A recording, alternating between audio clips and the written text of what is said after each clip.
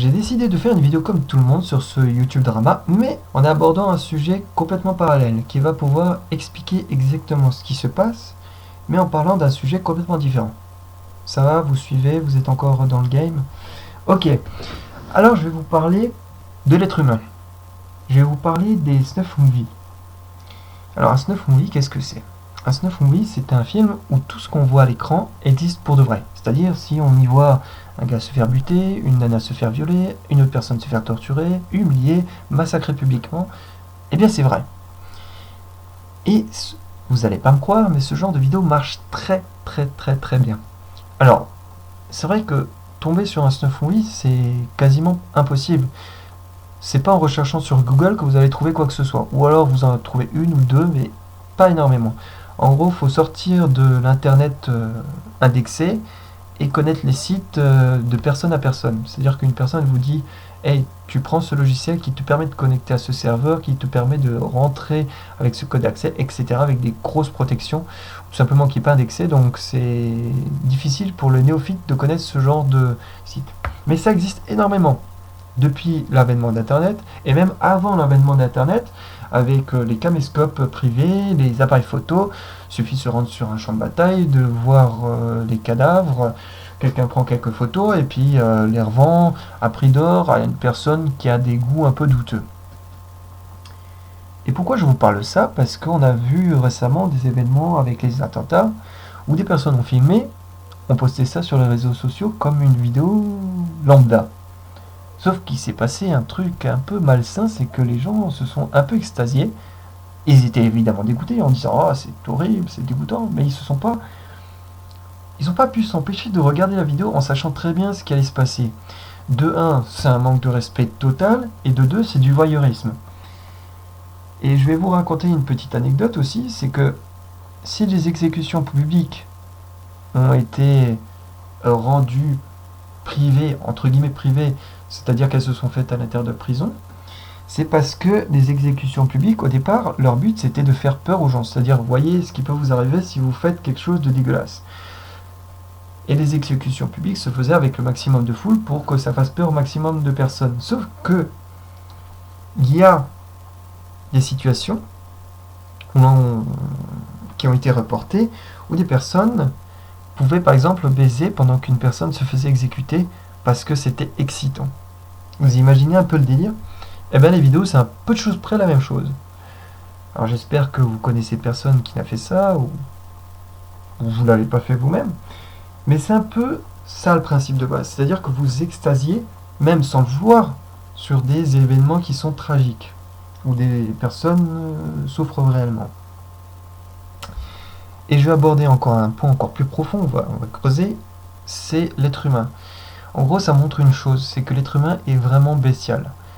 Il est régi par des sentiments qui sont en dehors de la raison, c'est-à-dire que même si vous dites ok, je vais essayer d'être correct, d'être poli, d'être structuré, d'être raisonnable, lorsqu'on est sous le coup d'une émotion, c'est difficile de se contrôler.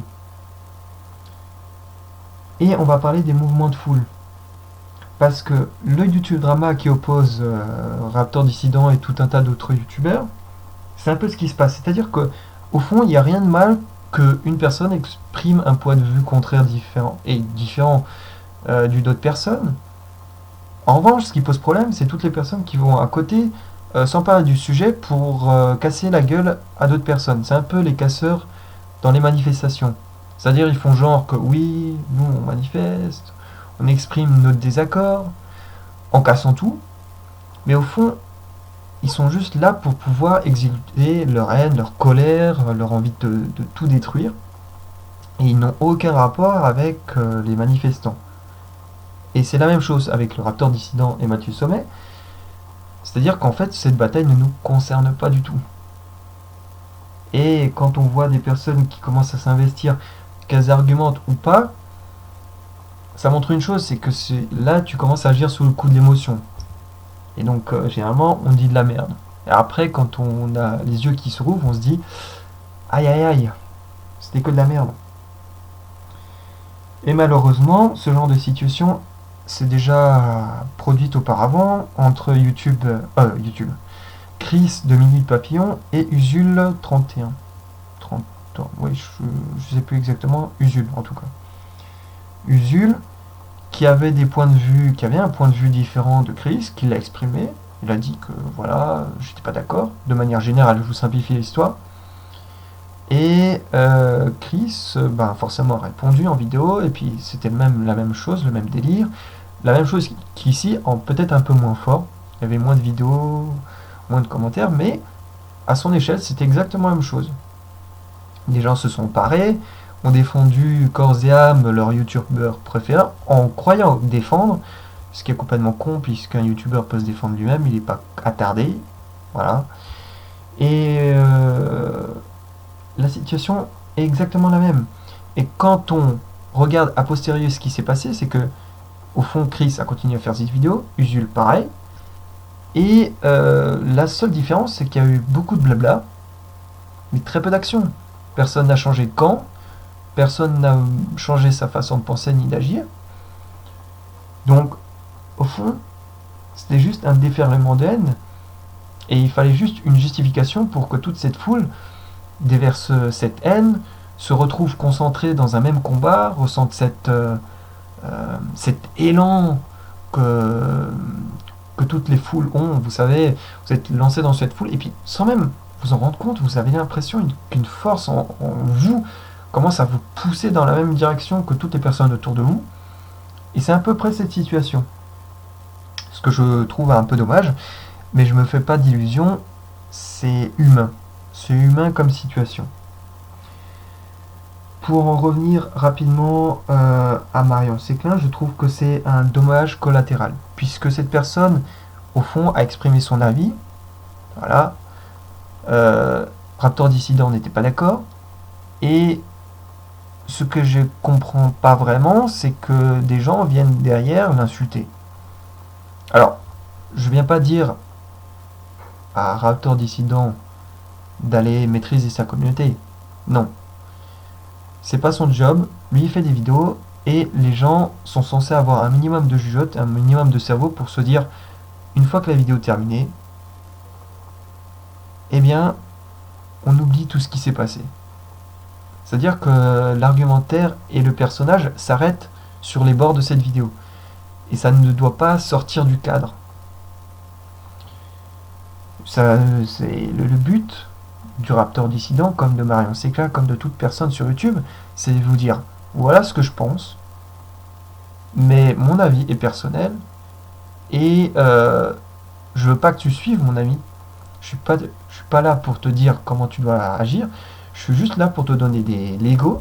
Toi, tu prends les Legos qui te plaisent, et tu vas faire ton avis à toi-même, tu vas faire je sais pas, ton château avec les Legos que tu auras pris de chaque youtubeur, et tu fais ton propre château avec un patchwork de réflexion. Et c'est exactement ça. Et c'est juste que quand on regarde certains arguments, on est un petit peu perplexe. En fait, ça n'a aucun intérêt. Ça ne fait même pas avancer Schmilblick. Donc, cette vidéo est là pour juste vous rappeler ce que vous êtes, ce que je suis, ce que les youtubeurs sont. Nous sommes tous des animaux, même si nous avons 2000 ans dans le je sais pas, dans le postérieur, on reste toujours sujet à des émotions fortes qui peuvent échapper à notre contrôle, et quitte à ce qu'on se lâche avec des émotions fortes, autant à ce que ça soit des émotions qui sont là pour construire quelque chose de joli et d'intéressant. Quitte à ce que vous laissiez emporter par vos sentiments, parler de choses qui vous plaisent, qui vous passionnent, des passions constructives. Passion destructive, faites-le dans le sport. Il y a de la boxe pour ça, il y a de la muscu pour ça, il y a tout un tas de sports qui permettent d'exulter toute cette haine et cette colère sans forcément casser des choses. Et il n'est pas nécessaire d'avoir YouTube comme terrain de jeu pour de la baston virtuelle. Voilà, ça ne fait avancer rien du tout. Hormis YouTube qui va gagner de l'argent et des vues, hormis les YouTubeurs qui vont gagner des vues, des abonnés et des sous, et vous qui peut-être participez dans cette bataille virtuelle, qui aurez aurez la possibilité de tout simplement d'exulter votre colère, votre je sais pas, haine, votre mal-être qui s'est accumulé avec le temps, avec ces sociétés qui nous restreignent dans les actions destructives. Donc focalisez-vous sur ce qu'il y a de plus intéressant, et à la limite ce qu'on peut faire comme jeu, je vous propose, c'est tout simplement de me parler de choses qui vous passionnent, qui vous intéressent. Par exemple, vous aimez un youtubeur qui n'est pas très connu, mettez le lien. Vous aimez un site que vous trouvez très intéressant, mettez le lien. Ou vous aimez un sujet que vous voudriez voir un peu plus souvent, mettez le lien. Spammez de choses que vous adorez.